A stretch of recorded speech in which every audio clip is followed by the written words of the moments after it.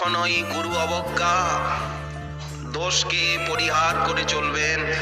শ্রী গুরুদেবকে সর্বশক্তিমান সাক্ষাৎ মহাপ্রভুরই জীবন্ত মূর্তি জ্ঞান করে শ্রদ্ধা ভক্তির সঙ্গে সেবা করবেন, অবিচারে আজ্ঞা পালন করবেন। যদ্যপি আমার গুরু চৈতন্যেরও দাস, তথাপি জানিয়ে আমি তারে তাহারি প্রকাশ। গুরু কৃষ্ণ রূপ হন শাস্ত্রের প্রমাণে, গুরুরূপে কৃষ্ণ কৃপা করেন ভাগ্যবানে। যার ভাগ্যে যেমন গুরুপাদ পদ্মের আশ্রয় ঘটেছে, ওটাও তো ভাগ্যাধীন। গুরুচরণ প্রাপ্তিটিও ভাগ্যের অধীন, নিজের চেষ্টায় হয় না। সেই শ্রী গুরুদেবকেই তিনি যদি আর ভগবানের অভিন্ন কলেবর বোধে শ্রদ্ধা ভক্তি করতে পারেন, তাহলে সেইখানের থেকেই পথ পরিষ্কার হয়ে যাবে। অবশ্য তিনি মহতের কৃপা লাভ করে আরো ভজন জীবনে অগ্রগতি লাভ করতে পারবেন। গুরুদেব কেমন এটি বিচারের বিষয় নয়, শিষ্যের শ্রদ্ধা কতটুকু এইটি বিচারের বিষয়। শিষ্যের যদি শ্রদ্ধা থাকে, তাহলে সেই শ্রদ্ধা ভগবত কৃপাকে আকর্ষণ করে এনে তাকে সর্বসিদ্ধি প্রদান করবে।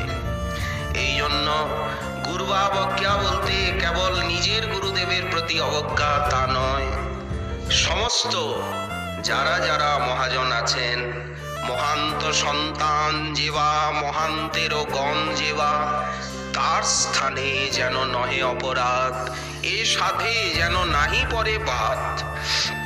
সমস্ত গুরুমূর্তি, সমস্ত আচার্য মূর্তির চরণে শত শত প্রণাম। এই ভাবনা নিয়ে যিনি সকলকে সম্মান দিয়ে এগিয়ে যাবেন, তেমনি শাস্ত্রের প্রতি অবজ্ঞা থাকবে না। কারণ শ্রীমদ্ ভাগবতাদি ভক্তি শাস্ত্রের প্রতি থাকবে অপার শ্রদ্ধা, শ্রুতি শাস্ত্র বিনিন্দন হবে না। তেমনি শ্রীমন মহাদেব এবং বিষ্ণুর যে নামাবলী, তার মধ্যে ভেদ দেখবেন না। কারণ শিবদ্রোহী যিনি, তিনি বিষ্ণুদ্রোহী, যিনি বিষ্ণুদ্রোহী তিনি শিবদ্রোহী। এই জন্য শ্রীমন মহাদেবকে বৈষ্ণবরাজ জ্ঞান করে সম্মান করবেন। এইভাবে তিনি এগিয়ে যাবেন 10 অপরাধ বর্জন করে। কখনোই মনে হবে না যে আমি হরিনাম করি, তো যখন এতক্ষণ হরিনাম করলাম আর মালা করে পারি না, এখন পরনিন্দা রূপী একটু তাম্বুল চর্পণ করে নি, একটু শ্বাস প্রশ্বাস ফেলে নি। এই তো, যদি আমি মিথ্যে কথা বললামই তো কি হলো, আমি তো এত ভজন সাধন করি। বললেন সাবধান, নাম বলে পাপ প্রবৃত্তিকে পরিহার করবেন। তেমনি অন্য কোনো শুভ কর্মের সঙ্গে হরিনামের সমতা চিন্তন করবেন না। কোনো প্রলোভনে পড়ে কাউকে হরিনাম উপদেশ করবেন না, যাতে অপরিপক্ক অবস্থায় শিষ্য করবার প্রলোভন অন্তরে না জাগে। কারণ হরিনাম উপদেশ দেওয়া, শিষ্য করা, এগুলি অধিকারী প্রেমিক পুরুষের কাজ। যারা অধিকারী, যারা শক্তি লাভ করেছেন, তারা জীব উদ্ধার করবেন। একটা ফেলা, সে যদি মানুষকে পার করতে চায়, এই তো একটা কলা গাছের ফেলা, সে যদি মনে করে যে সমুদ্রের ওপারে নিয়ে যাব 100 লোককে, তো যেতে যেতে ও পচে গলে শেষ হয়ে যাবে।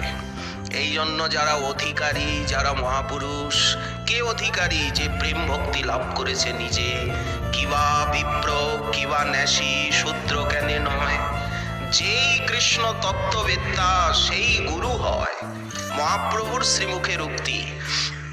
রামানন্দ রায় যখন সংকোচ করছেন, বারবার নিজেকে শূদ্র বলছেন, তখন মহাপ্রভু বললেন যে রামরায়, তোমার মুখে আমি শুনছি কিবা বিপ্র।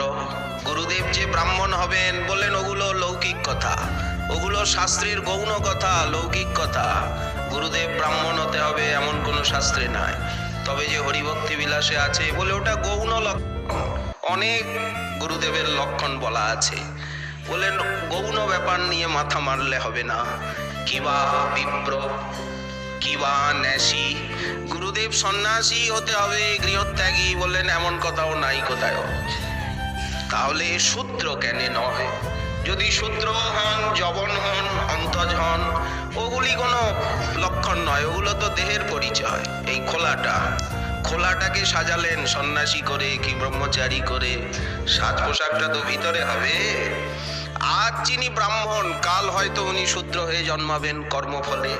এমন কর্ম উনি করলেন তো ওনার তো সামনে আর মনুষ্য দেহ মিলবে না, তো বিপ্রত্য কোথায় রইল? সারা ভাগবত এইসব অলৌকিক সিদ্ধান্ত প্রকাশ করেছেন। তো যেই কৃষ্ণ তত্ত্ববিদ্যা সেই গুরু হয়, যিনি কৃষ্ণ প্রেম ধনে ধনী, যিনি কৃষ্ণের অনুভব প্রাপ্ত হয়েছেন, সেই লাদিনী সম্বিত সার শক্তি যার হৃদয়ে আবির্ভূত হয়ে আলোকিত করেছে যার হৃদয়কে, তিনিই তো গুরু হওয়ার যোগ্য কিনা? কিন্তু প্রলোভনে পড়ে অশ্রদ্ধালু জনে নাম উপদেশ করবেন না। এই তো দশবিধ নামাপরাধের ভিতরে একজন, উনি হরিনাম নিতে চাইছেন না, বলে বাবা আমার এখনো সময় হয়নি। গুরুদেব বলছেন যা, আমার মতো গুরু পাবি নাকি, যা একটা গাঙে ডুব দিয়ে আয়, এখনই তোকে দীক্ষা দেব, এখনই মন্ত্র দেব। এই দেখুন, কিন্তু যিনি প্রকৃত সদ্গুরু তিনি বলবেন যাও না, অনেক সাধু মহাত্মা আছেন, তুমি আমাকে কেন বিরক্ত করো?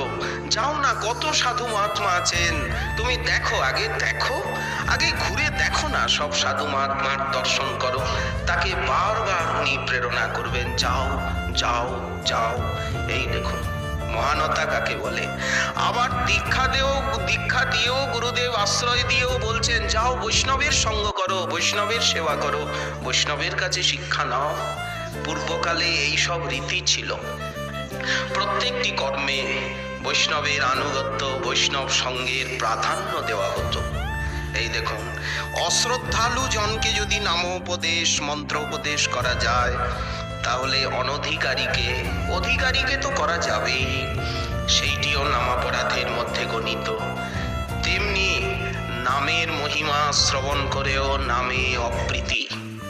এই যে এত নামের মহিমা শ্রবণ করেও হরিনাম গ্রহণে প্রীতি উদিত হচ্ছে না, এই সমস্ত দশ অপরাধকে বর্জন করে গৌড়ীয় বৈষ্ণব তারা শ্রীমন মহাপ্রভু পঞ্চতত্ত্বাত্মক গৌর সুন্দরের নামের আনুগত্যে অবিরাম অবিশ্রান্ত মহামন্ত্র জপ করবেন, সংখ্যাত অসংখ্যাত উচ্চেশ্বরে জপে সদা সর্বদা। কারণ মহামন্ত্রে কোনো বিধি নিষেধ মহাপ্রভু রাখেননি। সর্বশক্তি নামে দিলা করিয়া বিভাগ, কিন্তু আমার দুর্দৈব হেন নামে নাহি অনুরাগ। এইবার সেই নামের সঙ্গে ধীরে ধীরে রূপ গুণ লীলার সংস্রব করবেন। যেমন ভাবে সেই মধুর মধুর ধাম, যুগল বিলাস স্মৃতিসার, সাধ্য সাধন এই ইহা বই আর নাই, এই তত্ত্ব সর্ববিদিশার।